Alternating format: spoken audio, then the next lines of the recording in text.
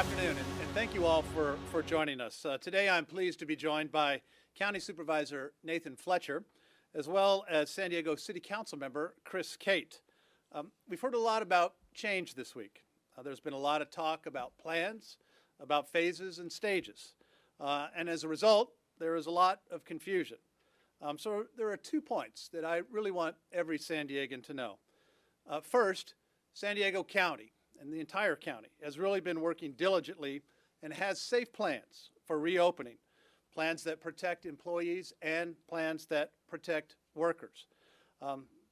This plan covers many parts of our economy, including many parts that are not open yet, like dining restaurants, barber, hair and nail salons, and most offices.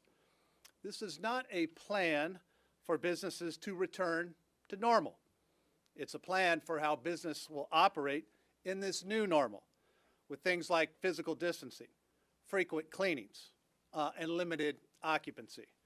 That leads to the second point that I think every San Diegan should know. We are still under very strict set of mandates set by the governor. So strict, in fact, that the LA Times analysis released today shows that 95% of Californians live in counties that cannot currently meet these standards. One of these requirements is no deaths over a 14-day period. As we heard our San Diego County's Dr. McDonald say earlier today, it will be very difficult for us to reach a point where there are no deaths from this disease anytime in the near future. So under the current state mandates, it could be a while until many parts of our economy are allowed to reopen. So I urge our governor to revisit and reconsider these current requirements, because under them, San Diego cannot take the next step in a safe reopening that all of us have been working so very, very hard, all cities and all counties. And I thank you to all of my partners for working very closely together on a San Diego County framework that I think will serve all of us well and serve us well safely. Today I'd like to provide a few updates. First, it's a very important partnership that will help workers as we start to reopen parts of the economy. Second, as we regularly do, I'd like to highlight the work that San Diegans are doing to step up to help those who are in need. Topic number one, and a very important topic, is expanding childcare for our frontline workers. We have talked a lot about this week, about what our region is doing to prepare to reopen the economy safely and strategically. Working together with our county health officials and our Board of Supervisors and our public safety leaders across the region. We've developed a safe and responsible plan together to reopen our parks and beaches while protecting public health. And we have developed a safe and responsible plan to reactivate our local economy, led by small businesses, to get our people back to work. And it's a plan that is becoming a model and a framework that other counties are looking at throughout the state. But there's another critical part that we need to address.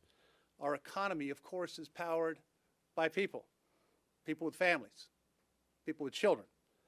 And that's why childcare is economic development. You cannot have one without the other. So today we are very proud to announce that San Diego is expanding childcare support for our essential and frontline workers. The city and county are joining forces to deliver $10 million in CARES Act stimulus funding for child care needs. And child care and the economy are fundamentally linked. When parents can access child care, they are more likely to enter the workforce and, of course, to stay employed. School and child care closures have really put an incredible burden on working parents throughout San Diego County. And essential workers with families, medical workers, first responders, and grocery store employees, just to name a few. These frontline workers and more are performing critical functions to help us get through this incredible time in our city's history. And this funding that we are announcing, this very important partnership today, we're going to support them so they keep our communities safe and our families healthy. Eligibility will be prioritized for at-risk individuals and families with disabilities for special health care needs. And the $10 million announced today really is a strong commitment. And I am bringing to the City Council for their support this proposal so these funds can be distributed quickly and help with the reopening of our economy. As I said, there is no economic development without addressing child care.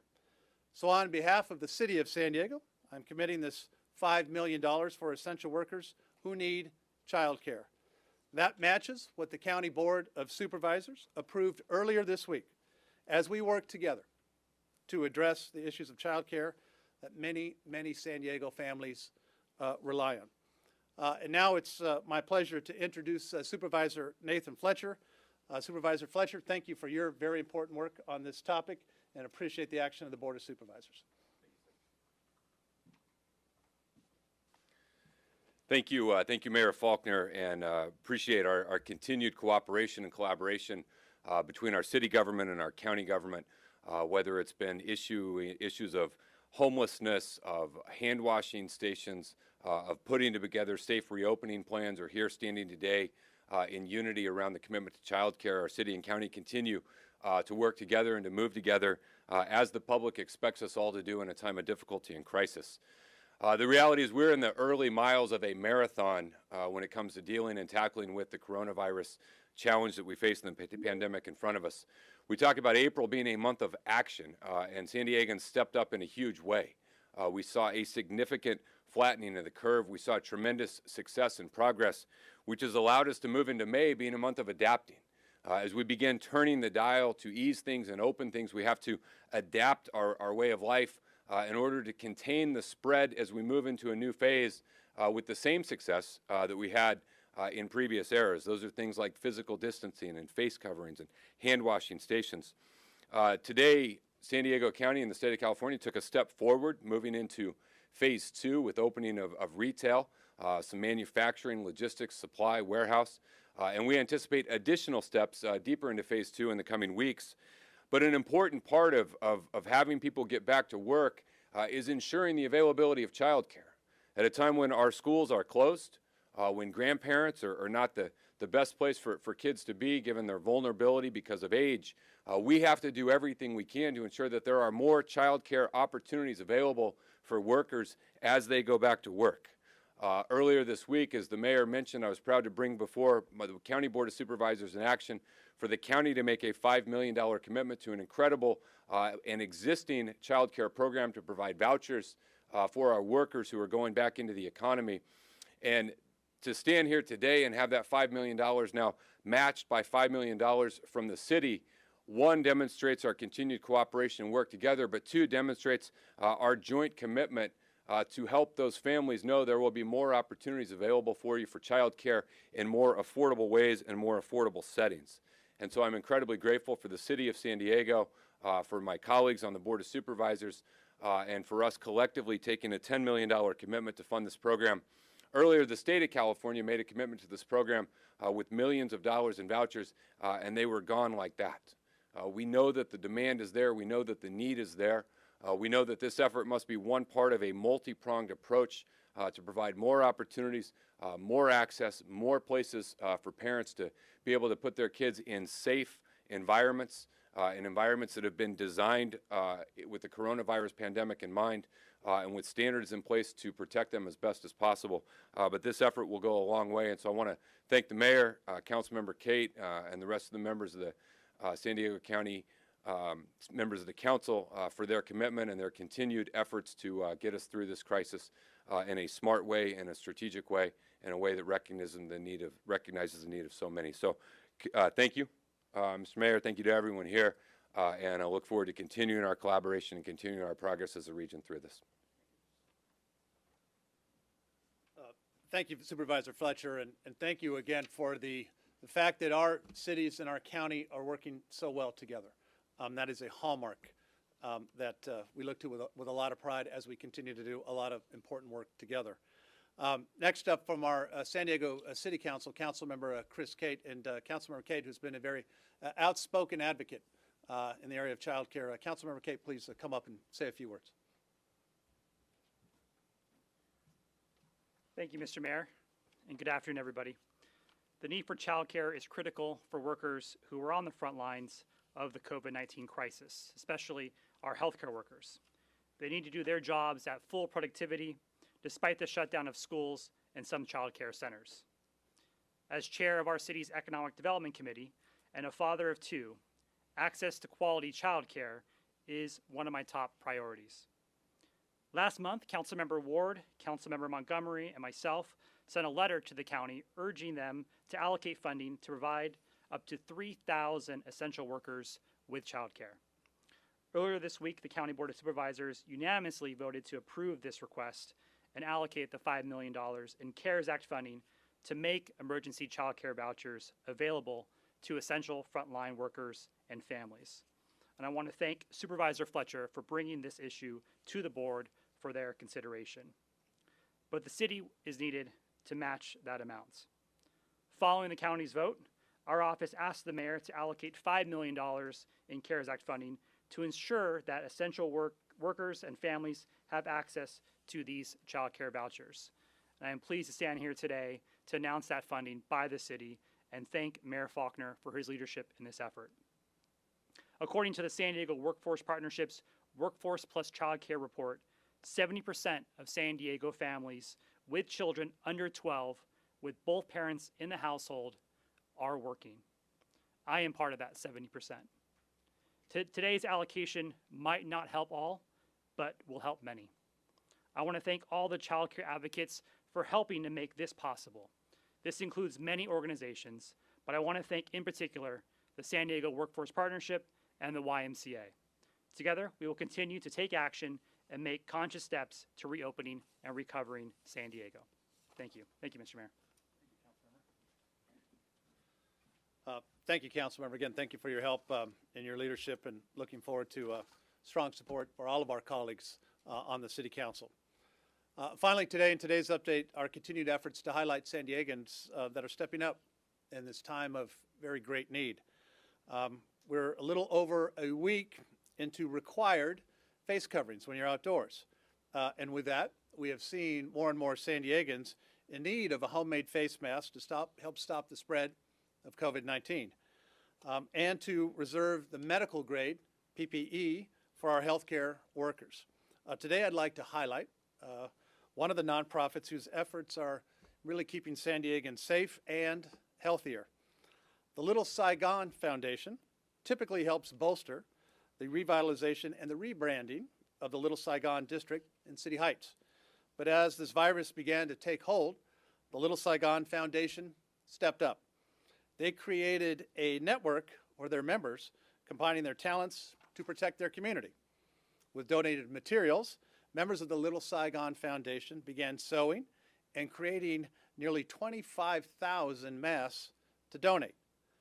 These masks are reusable, washable, and they are completely free of charge. The foundation is giving away about 1,000 masks a day. So thank you to the Little Saigon Foundation and to all of its members who are working tirelessly to keep our city safe and healthy with these homemade face coverings. On your screen now, you'll see the contact information for the foundation if you are in need of a mask. These masks are making a difference. And again, the best part is they are free. Thank you to all of them. Thank you to all San Diegans for your continued support, for your continued heeding of all of the stay-at-home order requirements. We will get through this together as one city and as one region. And with that, I'd be happy to take questions from any members of the media. And today's first question comes from Anthony Pura with ABC 10 News. Hello, Anthony. Hello, Mayor. How are you? I'm good. How are you?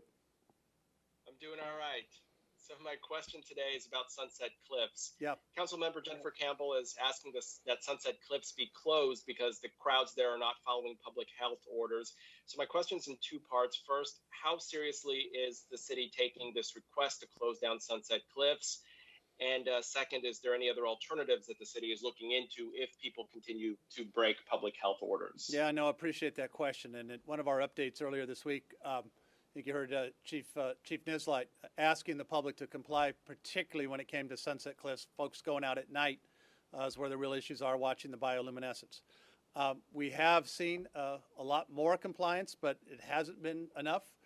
We've sent extra officers there at night. I think the message is getting out. I want to reinforce and reiterate, we have to follow those social distancing requirements. I know folks wanted to go out, still want to go out and see some of the bioluminescence. It's dwindling a little bit, and I think that's helped reduce some of the crowds. But our officers are going to be out there and going to make sure that we're having that enforcement and compliance. I think over the last couple nights, it's been better. But again, we're urging all San Diegans to comply. Please help us out, and please help our officers out there at night. And the next question comes from Caitlin Daigle with KUSI News. Hello, Caitlin. When will boardwalks and parking lots be opened now that we are in phase 2? Yeah, as we were just talking about, the San Diegans have done a really good job on the beaches. Thank you. Last weekend was a good weekend, our first weekend open. This will be another important weekend to make sure that we are practicing all of the right things when it comes to being out on the water. So you can swim, you can surf, you can run and walk on the beach, but no sitting down. Last weekend was a really good test. I'm cautiously optimistic that this weekend, San Diegans are again going to do the right thing. As we continue to do that, as we show that we can follow all of those guidelines and do the right things, that allows us to turn the dial, obviously, to have other openings in other parts of Mission Bay and the boardwalk. But we need a couple of weeks under our belt to demonstrate that we can do that, continue to do that. And again, I will thank San Diegans because what we saw last weekend was people out there enjoying themselves, getting that recreation, but following the rules. We are a model for cities across the state. It's the way we developed this plan and the way that San Diegans are adhering to it. So thank you. Let's keep it up this weekend, and that will allow us to open other elements in the near future, like boardwalks and other parts. Thank you. That was our last question. With that, again, I want to thank all San Diegans. Stay safe and healthy. Comply with all the rules this weekend. I want to thank Supervisor Fletcher and Councilmember Cate for their help and leadership on a very important announcement today on childcare. And with that, I look forward to seeing everybody next week. Thank you.